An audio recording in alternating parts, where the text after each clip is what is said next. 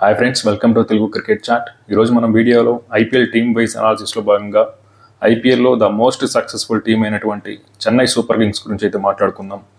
ముందుగా ఈ సీజన్ కనుక చూసుకుంటే మహేంద్ర సింగ్ ధోనీకి అయితే లాస్ట్ సీజన్ అయ్యే అవకాశం అయితే ఉంది. గతంలో కూడా 2 సార్లు అలాగే అన్నారు, ధోని రిటైర్డ్ అయిపోతున్నారు, ఇదే లాస్ట్ సీజన్ అని.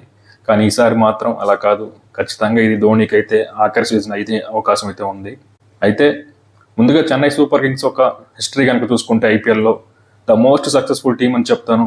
ఎందుకంటే ట్రోఫీస్ పరంగానే కాకుండా వాళ్ళు ఆడిన ఎంత కన్సిస్టెన్సీగా మిగిలిన ఏ టీమ్స్ కూడా ఐపీఎల్ ఇప్పటివరకు ఆడలేదు. ఎందుకంటే చెన్నై సూపర్ కింగ్స్ టీం ఇప్పటివరకు 15 సీజన్లు అయితే ఐపీఎల్ ఆడింది, 2 సీజన్లు అయితే ఆడలేదు. ఆ 15 సీజన్లలో 12 సార్లు ప్లే ఆఫ్స్కి అయితే వెళ్ళింది, 10 సార్లు ఫైనల్స్కి వెళ్ళింది, 5 సార్లు అయితే ఛాంపియన్గా నిలిచింది. మొదటి టైటిల్ 2010లో, ఆ తర్వాత 2011, 2018, 2021 మరియు 2023 ఇలా 5 సార్లు అయితే చెన్నై సూపర్ కింగ్స్ అయితే ఛాంపియన్గా నిలిచింది. అయితే ఇక్కడ చెన్నై సూపర్ కింగ్స్ టీంకి ఉన్న అడ్వాంటేజ్ ఏంటంటే వీళ్ళు ఐపీఎల్లో హోమ్ కండిషన్స్ని యూజ్ చేసుకున్నట్టు మిగిలిన ఏ టీమ్స్ కూడా ఇప్పటివరకు అయితే యూజ్ చేసుకోలేదు. హోమ్ కండిషన్స్లో ద మోస్ట్ సక్సెస్ఫుల్ టీం ఏదైనా ఉందంటే అది ఖచ్చితంగా చెన్నై సూపర్ కింగ్స్ టీమే. వీళ్ళు తమ కండిషన్స్కి తగ్గట్టుగా ప్లేయర్స్ని అయితే సెలెక్ట్ చేసుకుంటారు, ఆక్షన్లో పర్ఫెక్ట్గా టీంని అయితే తయారు చేసుకుంటారు. అంతేకాకుండా వీళ్ళ కోర్ టీంని అయితే ఎప్పుడు పోనివ్వరు. ఏ ప్లేయర్స్ అయితే చెన్నై సూపర్ కింగ్స్కి ఆడతారో వాళ్ళే ఎక్కువ గ్రూమ్ చేసి వాళ్ళతోనే ఒక స్ట్రాంగ్ టీమ్గా అయితే తయారు చేసుకుంటారు. హోమ్లో చెన్నై రికార్డు కనుక చూసుకుంటే ఆల్మోస్ట్ 72% విన్ పర్సెంటేజ్ అయితే ఉంది చెన్నై సూపర్ కింగ్స్కి చెన్నైలో. కాబట్టి హోమ్ కండిషన్స్ని వీరు యూటిలైజ్ చేసుకున్నంత బాగా మిగిలిన ఏ టీమ్స్ కూడా యూటిలైజ్ చేసుకోలేదని చెప్పొచ్చు. వీళ్ళు ఎంత సక్సెస్ఫుల్ అవడానికి కూడా ఇదే కారణం. వాళ్ళు హోమ్ కండిషన్స్లో ఎప్పుడైతే బాగా యూజ్ చేసుకుంటారో అప్పుడే ఏ టీం అయినా ఐపీఎల్లో సక్సెస్ఫుల్గా నిలుస్తుంది. ఇప్పుడు ఆర్సీబీతో ప్రాబ్లం అదే, వాళ్ళు హోమ్లో సరిగ్గా అయితే మంచి రికార్డ్ అయితే లేదు ఆర్సీబీకి, కానీ చెన్నైకి మాత్రం హోమ్లో అయితే చాలా మంచి రికార్డ్ అయితే ఉంది. అయితే ఇక్కడ చెన్నై సూపర్ కింగ్స్ షెడ్యూల్ కనుక ఒకసారి చూసుకుంటే ఫస్ట్ మ్యాచ్ ముంబై ఇండియన్స్తో మార్చ్ 23వ తేదీన ఆడతారు చెన్నైలో. Very interesting match, El Clasico అని కూడా చెప్పుకోవచ్చు. ఈ మ్యాచ్ మాత్రం ఎవరు మిస్ అవ్వద్దు, చాలా ఇంట్రెస్టింగ్గా ఉంటుంది. అలాగే సెకండ్ మ్యాచ్ కనుక చూసుకుంటే మార్చ్ 28వ తేదీన ఆర్సీబీతో ఆడతారు, ఇది కూడా హోమ్ కండిషన్స్లోనే ఆడతారు. ఈ మ్యాచ్ కూడా చాలా ఇంట్రెస్టింగ్గా ఉంటుంది. ఎందుకంటే లాస్ట్ ఇయర్ సిఎస్కే టీంని ప్లే ఆఫ్స్కి వెళ్లకుండా చేసింది ఆర్సీబీ టీమే. కాబట్టి ఖచ్చితంగా సిఎస్కే టీం అయితే ఆర్సీబీపై రివెంజ్ అయితే చాలా గట్టిగా ప్లాన్ చేసే అవకాశం ఉంది. మరి చూడాలి ఆర్సీబీ సిఎస్కే మధ్య మ్యాచ్ ఎలా ఉండబోతుందో. ఆ తర్వాత మార్చి 30వ తేదీన ఆర్ఆర్తో అవే మ్యాచ్ అయితే ఆడతారు. ఆ తర్వాత ఏప్రిల్ 5న ఢిల్లీ క్యాపిటల్స్తో హోమ్ మ్యాచ్ అయితే ఆడతారు. ఆ తర్వాత ఏప్రిల్ 8న పంజాబ్ కింగ్స్ తోటి అయితే అవే మ్యాచ్ ఆడతారు. ఆ తర్వాత ఏప్రిల్ 11న కేకేఆర్ తోటి అయితే హోమ్ మ్యాచ్ ఆడతారు. ఆ తర్వాత ఏప్రిల్ 14న ఎల్ఎస్జీ తోటి అవే మ్యాచ్ ఆడతారు. ఆ తర్వాత ఏప్రిల్ 20వ తేదీన ముంబై ఇండియన్స్ తోటి అవే మ్యాచ్ అయితే ఆడతారు. ఆ తర్వాత ఏప్రిల్ 25న ఎస్ఆర్హెచ్ తోటి హోమ్ మ్యాచ్ ఆడతారు. ఆ తర్వాత ఏప్రిల్ 30న పంజాబ్ కింగ్స్ తోటి హోమ్ మ్యాచ్ ఆడతారు. ఆ తర్వాత మే 3వ తేదీన ఆర్సీబీ తోటి అవే మ్యాచ్ అయితే ఆడతారు. ఆ తర్వాత మే 7వ తేదీన కేకేఆర్ తోటి అవే మ్యాచ్ అయితే ఆడతారు. ఆ తర్వాత మే 12న ఆర్ఆర్ తోటి హోమ్ మ్యాచ్ అయితే ఆడతారు.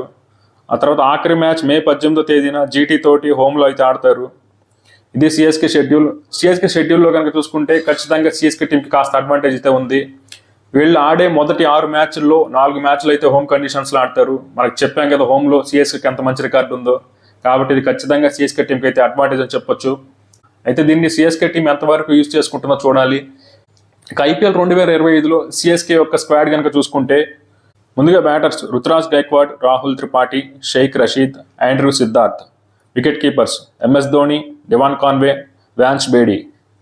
All-rounders Rachin Ravindra, Ravichandran Ashwin, Ravindra Jadeja, Vijay Shankar, Sam Curran, Anshul Kamboj, Deepak Hooda, Jamie Overton, Kamlesh Nagarkoti, Ramakrishna Ghosh, Shivam Dube. Bowlers Khaleel Ahmed, Noor Ahmad, Mukesh Choudhary, Gurjapneet Singh, Nathan Ellie's, Shreyas Gopal and Matheesha Pathirana. అయితే సిఎస్కే స్క్వాడ్లో కనుక చూసుకుంటే ఆల్రౌండర్స్ అయితే చాలా మంది ఉన్నారు. ఆల్మోస్ట్ 11 మంది వరకు ఆల్రౌండర్స్ అయితే సిఎస్కే టీంలో ఉన్నారు. కాబట్టి వీళ్ళ టీంలో బ్యాటింగ్ డెప్త్ అయితే చాలా ఎక్కువగా ఉండే అవకాశం అయితే కనిపిస్తుంది. ఇక సిఎస్కే ప్రాబబుల్ ప్లేయింగ్ 11 ఎలా ఉండబోతుందో కనుక చూసుకుంటే ముందుగా ఓపెనర్స్గా రుతురాజ్ గైక్వాడ్ అయితే ఒక ఓపెనర్గా ఉంటాడు. అలాగే గైక్వాడ్తో కలిసి ఎవరు ఓపెన్ చేస్తారు? రచిన్ రవీంద్ర ఓపెన్ చేస్తాడా, లేకపోతే డెవాన్ కాన్వే ఓపెన్ చేస్తాడా? నన్ను అడిగితే ఇనీషియల్గా డెవాన్ కాన్వేతోనే వెళ్తారు అనుకుంటున్నాను. ఒకవేళ కాన్వే సరిగ్గా పర్ఫామ్ చేయకపోతే అప్పుడు రచిన్ రవీంద్రని ఏమన్నా తీసుకొస్తారేమో చూడాలి. ఇక నెంబర్ 3లో రాహుల్ త్రిపాఠి, నెంబర్ 4లో శివం దూబే, నెంబర్ 5లో విజయ్ శంకర్ లేదా దీపక్ హుడా, నెంబర్ 6లో శ్యామ్ కరణ్, నెంబర్ 7లో రవీంద్ర జడేజా, నెంబర్ 8లో మహేంద్ర సింగ్ ధోని. ఇక్కడ ధోని నెంబర్ 7లో ఆడే అవకాశం కూడా ఉంది. ధోని నెంబర్ 7లో ఆడితే జడేజా నెంబర్ 6లో ఆడతాడు, శ్యామ్ కరణ్ నెంబర్ 8లో ఆడతాడు. మరి చూడాలి ఏం జరుగుతుందో. అలాగే నెంబర్ 9లో రవిచంద్రన్ అశ్విన్, నెంబర్ 10లో నూర్ అహ్మద్, నెంబర్ 11లో మతీషా పతిరానా అయితే టీంలోకి వస్తారు. ఇక ఇంపాక్ట్ ప్లేయర్గా ఒక బౌలర్ కావాలి కాబట్టి ఖచ్చితంగా ఖలీల్ అహ్మద్ అయితే ఇంపాక్ట్ ప్లేయర్గా ఆడే అవకాశం కనిపిస్తుంది. ఇక ఈ టీంలో బ్యాటింగ్ డెప్త్ కనుక చూసుకుంటే నెంబర్ 9 వరకు అయితే ఉంది. చాలా చాలా సాలిడ్ బ్యాటింగ్ డెప్త్ అయితే ఈ టీంలో కనిపిస్తుంది. నెంబర్ 9లో రవిచంద్రన్ అశ్విన్ ఆడుతున్నాడంటే ఇంకా అర్థం చేసుకోవచ్చు ఈ టీంలో ఎంత మంచి బ్యాటింగ్ డెప్త్ అయితే ఉందో. అంతేకాకుండా ఆల్రౌండర్స్ కూడా ఈ టీంలో చాలా మంది అయితే ఉన్నారు. బౌలింగ్ ఆప్షన్స్ కూడా చాలా ఉన్నాయి. అలాగే క్వాలిటీ స్పిన్నర్స్ కూడా ఉన్నారు. అశ్విన్ చూసుకున్నా, జడేజా చూసుకున్నా, నూర్ అహ్మద్ చూసుకున్నా, ముగ్గురు కూడా వరల్డ్ క్లాస్ స్పిన్నర్స్ ఉన్నారు ఈ టీంలో. వాళ్ళ కండిషన్స్కి తగ్గ ప్లేయర్స్ అయితే ఉన్నారు ఈసారి. లాస్ట్ ఇయర్ కనుక చూసుకుంటే బౌలింగ్లో అయితే అంత స్ట్రాంగ్గా లేదు. మనకి మతీషా పతిరానా అయితే ఇంజురీ కారణంగా కొన్ని మ్యాచెస్ అయితే ఆడలేదు లాస్ట్ ఇయర్. ఈసారి మాత్రం అలాంటి ప్రాబ్లం ఏం లేదు. డెత్ ఓవర్స్లో మతీషా పతిరానా లాంటి యార్కర్లు వేయగలే ఒక మంచి బౌలర్ అయితే ఉన్నాడు. అలాగే పవర్ ప్లేలో ఖలీల్ అహ్మద్ మరియు శ్యామ్ కరణ్ లాంటి బౌలర్స్ ఉన్నారు. ఖలీల్ అహ్మద్ అయితే ఇనీషియల్గా బాల్ని స్వింగ్ చేయగలడు. గతంలో ఢిల్లీ క్యాపిటల్స్ ఆడినప్పుడు మనం చూసాం, చాలా మంచి బౌలర్. ఖలీల్ అహ్మద్ కూడా ఈ టీంకి అయితే బౌలింగ్లో బాగా హెల్ప్ అవుతాడని చెప్పొచ్చు. అయితే ఇక్కడ రచిన్ రవీంద్రన్ టీంలోకి ఆడించే అవకాశం కూడా అయితే లేకపోలేదు. అయితే రచిన్ రవీంద్రన్ టీంలోకి తీసుకొస్తే మనకి నూర్ అహ్మద్ అయితే బయటకు వెళ్లాల్సి ఉంటుంది. రచిన్ రవీంద్ర వస్తే ఎక్స్ట్రా బ్యాటింగ్ డెప్త్ అనేది ఇంకా నెంబర్ 10 వరకు అయితే ఉంటుంది. ఒక బౌలింగ్ ఆప్షన్ ఉంటుంది. అలాగే అట్ ఏ టైం సేమ్ బ్యాటింగ్లో కూడా నెంబర్ 10 వరకు అయితే డెప్త్ ఉంటుంది. మరి అలా ఆలోచించే ఉన్న రచిన్ రవీంద్రన్ కూడా టీంలోకి తీసుకొస్తారేమో చూడాలి. నన్ను అడిగితే నూర్ అహ్మద్తోనే వెళ్తారనుకుంటున్నాను. కాన్వే లేదా రవీంద్ర వీళ్ళిద్దరిలో ఒకరికి మాత్రమే ఛాన్స్ ఉండే అవకాశం ఉంది. మరి చూడాలి సిఎస్కే టీం ఎలా ఆలోచిస్తుందో. అయితే సిఎస్కే టీంలో నెగిటివ్స్ ఏం లేవా అంటే ఖచ్చితంగా కొన్ని నెగిటివ్స్ అయితే ఉన్నాయి. అదేంటంటే వీళ్ళ బ్యాటింగ్ లైనప్లో ఎక్స్ప్లోజివ్ హిట్టింగ్ చేయగల బ్యాట్స్మెన్ అయితే పెద్దగా ఎవరు కనిపించట్లేదు. అంటే శివం దూబే ఉన్నాడు నెంబర్ 4లో, ఆ తర్వాత నెంబర్ 7 లేదా నెంబర్ 8లో ధోని ఉన్నాడు. అంటే ధోని ఎంతవరకు ఎన్ని బాల్స్ ఆడతాడు అది ఆలోచించాలి మనం. ధోని లాస్ట్లో వస్తాడు, మ్యాక్సిమం ఒక 10 బాల్స్ అంతకంటే ఎక్కువ ఫేస్ చేయడం అనుకుంటున్నాను నేనైతే. కాబట్టి ఈ టీంలో బిగ్గెస్ట్ హిట్టర్స్ అయితే కనిపించట్లేదు శివం దూబే మినహాయించి. అందరూ కూడా చాలా కన్జర్వేటివ్ అప్రోచ్తో వెళ్ళే బ్యాటర్సే ఉన్నారు. మనకి కాన్వే చూసుకున్నా, రుతురాజ్ చూసుకున్నా, ఓపెనింగ్ స్లాట్లో అయితే ఇద్దరు కాస్త టైం తీసుకొని ఆడతారు. సెటిల్ అయిన తర్వాత అటాక్ చేస్తారు తప్ప ఇనీషియల్గా ఫస్ట్ బాల్ నుంచి అటాక్ చేసే బ్యాట్స్మెన్స్ అయితే కాదు ఓపెనర్స్లో. అలాగే రాహుల్ త్రిపాఠి చూసుకున్నా తను కూడా అంత బిగ్ హిట్టర్ ఏం కాదు. తను కూడా కాస్త కన్జర్వేటివ్గానే వెళ్తాడు. ఇక శ్యామ్ కరణ్ చూసుకున్నా తను కూడా అంతే. అదే ఒక్కటే ఈ టీంలో కాస్త మరి కాకపోతే వీళ్ళ పిచ్లో ఏంటంటే అంత భారీ స్కోర్లు అయితే రావు చెన్నైలో. గతంలో చూసుకుంటే స్పిన్ ఫ్రెండ్లీ వికెట్ కాబట్టి మనకి తక్కువ స్కోర్సే వస్తాయి కాబట్టి బ్యాటింగ్ డెప్త్ ఉంది కాబట్టి అది కవర్ అయిపోతుంది అనుకుంటున్నాను.